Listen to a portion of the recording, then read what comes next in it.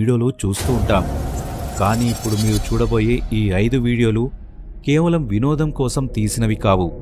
ఇవి చూసిన తర్వాత మనం ఒంటరిగా ఉన్నామా, లేక మన చుట్టూ ఏదైనా అదృశ్య శక్తి ఉందా అనే భయం మీలో మొదలవుతుంది.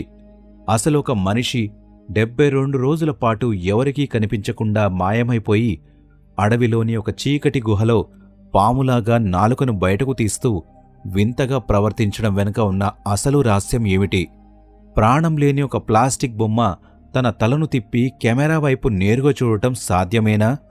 రాత్రిపూట నిర్మానుష్యంగా ఉన్న శ్మశాన వాటికలో కెమెరా కంటికి మాత్రమే చిక్కిన ఆ నల్లటి భారీ ఆకారం ఎవరిది?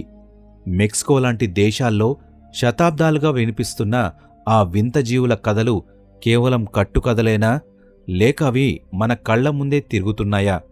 వీటన్నిటికీ సమాధానం దొరకని ప్రశ్నలే మిగిలాయి.